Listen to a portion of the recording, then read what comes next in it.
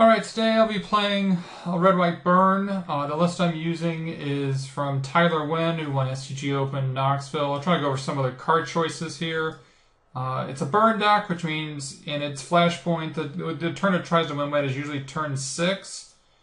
And it usually tries to just accomplish that. If you're on the play, that means you have 5 draw steps, you have 12 cards. That means, ideally, we're talking 5 lands, 7 spells. There you go, 3 damage apiece, and that should do it.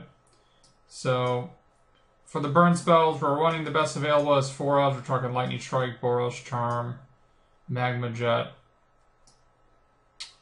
All the best. These are the most cost efficient and most powerful available.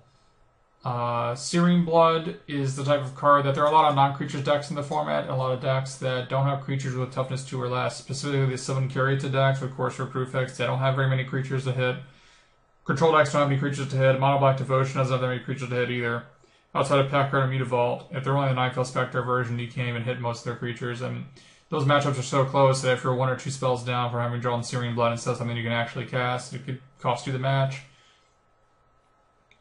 Chandra's Phoenix is amazing. It's really hard to remove threat, and you could easily get it back with all your burn spells. Chain of the Rocks is kind of a similar vein as Searing Blood. It doesn't actually deal damage to your opponent. It is an extremely good removal spell, but it's really just there to defeat like Master Waves and Desecration Demon, and sometimes Boros Reckoners or Advent of the Worm, some harder to remove threats that will kill you faster than you can kill them. And there's no limit to how many of those you can play in a deck because it doesn't actually win the game, it just doesn't lose it. And if you draw multiples of those instead of spells they actually kill your opponent, then you're going to be out of luck. Shock is not a very powerful card. 1 mana, 2 damage. I mean, 1 card, 2 damage is not really what you're looking for. Magma Jet has Scry 2, which is really, really powerful. It almost adds a damage onto itself from that, just because it improves the quality of your draw steps. And allows you to keep like 2 landers when you have a bunch of 4-drops in your hand. Like, it really affects the game in subtle ways. The problem with Shock is it's the best card against every Rakdos Cackler, like Tormented Hero, Cloudfin Raptor deck. It's really, really good against those. Against decks that you are the control deck against, Shock is amazing. However, there are a lot of decks where you are the aggro deck, and if you are the aggro deck and you're trying to kill them as fast as possible, the problem is, while Shock is fast, it's not powerful. You need your burn spells to deal 3 damage. That's why Boros Charm Warriors here, Skullcrack, Searing Blood, Lightning Strike are all used. So, you run multiples if you think there's a bunch of aggro in that format, or you can run as few as 2 if you think that there's going to be a bunch of control in the format. And then finally, these are kind of these flex slots that allow you to play around with things in the burn deck. I've personally been using Young Pyromancer. I really like Young Pyromancer. It's a 2-drop slot. It's really good against every deck. And but the one that won Knoxville tried to use the new card Eidolon of the Great Revels. Kind of a wonky card considering how many cards in your deck have cost 3 or less, which is the vast majority of them. And it's really good. It's competing with Young Pyromancer, Ash Zealot. There's Satyr Fire Dancer, and Eidolon the Great Rebels. Those are the 4 2-drops available. This particular version runs this one. It's better against control decks for sure, and it can be okay against Mono Black Devotion, but it's certainly bad against every other deck that is trying to attack you. If you're on the defense, if you're the control deck, or Eidolon is the last card you want to see. And kind of the funky card that was used is Wild Guess. I'm not a huge fan of the card. The problem is that first of all, you have 4 Mutavaults, making it very difficult to cast turn 2. In addition, another problem I have with Eidolon the Great Revel is that it works so poorly with Mutavault, considering you want to make that your turn 1 play a vast majority of the... Well, not a vast majority of the time, but a huge majority of the time, I guess. The potential to attack for 2 on turn 2 against a lot of decks is something that you need to be able to do to eke out every single point with all your resources. And playing these double red 2-drops really deters from that. Wild Guess. See, imagine this. It's turn 2, right? And you have a Wild Guess. And you're like, great, I have 2 mounds of Wild Guess. This is amazing. And your hand is Chandra's Phoenix, Warleader's Helix, Chain of the Rocks, 3 lands. Or 2 lands, I should say, in Wild Guess.